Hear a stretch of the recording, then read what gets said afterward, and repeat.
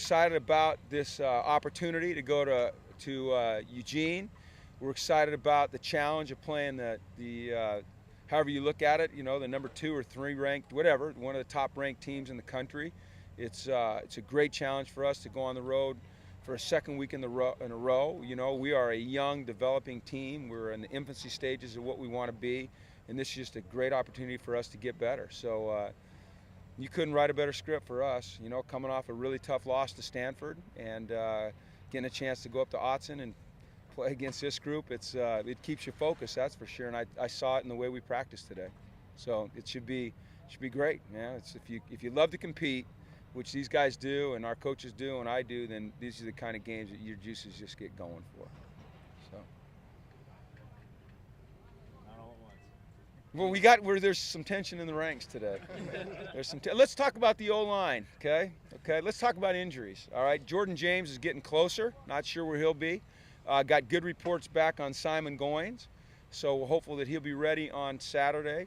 Eric Kendricks, as you saw, practiced today. We put him in a red jersey, but he practiced, and he looked really good, feels good. Connor McDermott, I'm just going to tell you right now that he will not be able to play. He separated that shoulder again. It popped out. They had to pop it back in on the field. So, hey, here's what you do. You line up 11 on every play, hopefully not 10, hopefully not 12, and you compete your butt off, and that's what our plans are. So. How are the young guys on the offensive line performing? Well, you know, Caleb and Alex, it's a challenge for them every week, you know, especially these 2 weeks going against really fine players and good schemes and different things, and they're doing a nice job. They have their mistakes, you know, they have their space outs or their mental errors. You saw a couple of them the other day. We fired out before, you know, anyone was even in their stance. You know, I think you're going to see that from young guys. But what's important is that they're good football players. They come out here and they work hard every single day. It's important to them to get better, and we're confident that if they just keep playing, they're going to get better, and those things are going to go away. You know, I believe that last week we started 7 true freshmen, if you include the punter, against one of the best teams in America, and we took it down to the end. It was 17-10 there with, you know, what, 2:29 or whatever left on the clock, and I think that's a testament to the way our guys compete. I think it's a testament to our coaching. We're in no way satisfied with the loss, and we're not making excuses with the youth, but what I'm pointing out is that the future looks pretty damn bright here with some of these young guys playing, and they go out and they compete their tails off, so I'm proud of those guys. Have they determined whether the bruise is on the tissue or the kidney?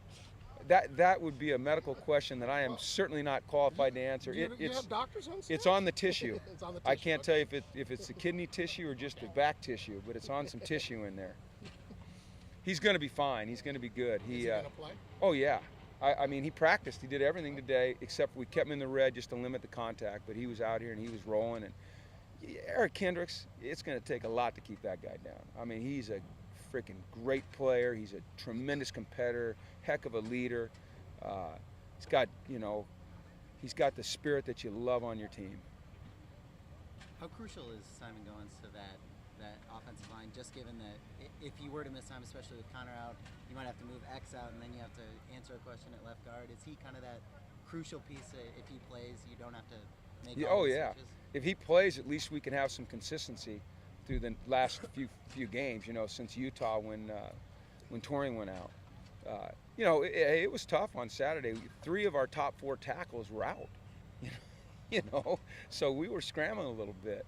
And to Coach Clem's credit, he did a good job of patching things together in there. So hopefully Simon plays. If he doesn't, promise you this, there'll be 5 guys out there and they'll be competing their tails off. Where does Marcus rank in terms of quarterbacks you've seen on film these last 2 years? Marcus is a really good football player. He's one of the best I've seen. You know, I've seen some good ones, and I don't want to rank them. I'll just say this: I haven't seen any better. I mean, I love this kid. I got a chance to meet him at the Pac-12 Media Days. What a great kid! Plays with great composure, poise, sees the field well, has an excellent release, has a strong arm, can run, never panics. He's got speed. I had a couple guys ask me last night, NFL guys, if I thought he could play at the next level. I was like, have you not watched him? I mean, he'll rip it up at the next level. I mean, this guy's ripping it up at this level. He's special. He's really special.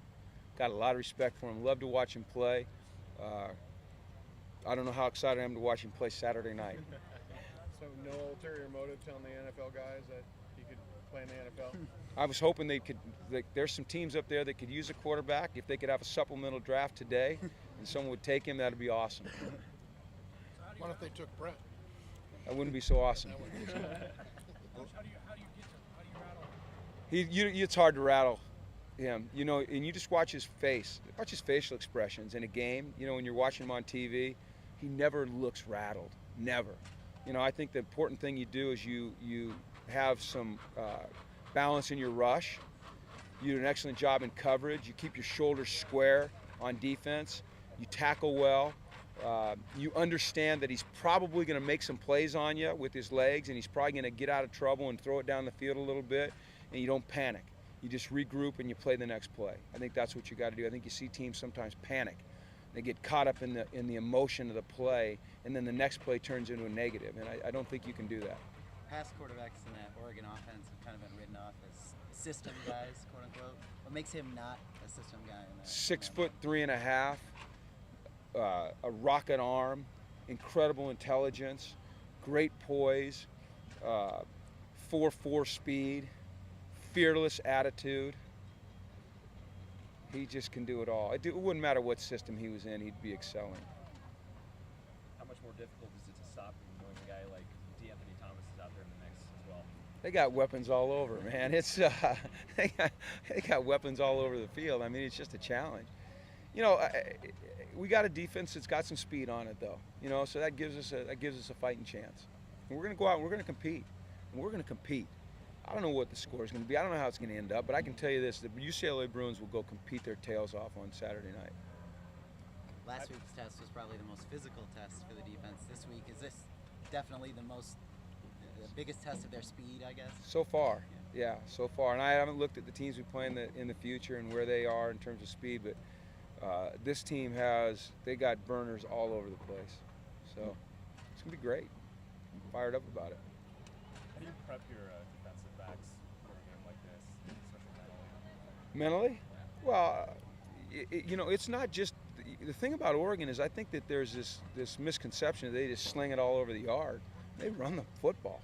They are extremely balanced. They might be the most balanced football team we've faced. You know, Stanford was pretty balanced, maybe a little more towards the run, but Oregon's very, very balanced. So it's not just about the pass; it's about the run too. So it's really about all 11. You know, being in the right spot and having trust on every play. And like I said, not panicking, you know, understanding that they might catch a ball or two. They're going to make some plays. You know, that's how they're built. It's lining up and playing the next snap and forgetting what just happened and moving on. Last week you talked about there being kind of a heightened sense in the locker room. Is it a different feeling this week, more of just a more serious back-to-work type of feeling? These guys are pretty consistent. I think that's what we're trying to be. You know, regardless of who we're playing, where we're playing, what the ramifications are, I think the way you build consistency is to try to build a consistent mindset every week. You know, and not get up for one game and then have another game not be as impactful, and then you're back up and back down, and then you play like that. What we're trying to grow here, and we're growing it, it's just, you know, it's not in bloom yet, it's just a consistency of preparation and a consistency of performance, and taking everybody as a serious challenge and trying to play to a certain standard every week. I think that's the best way to become a great football team. All right?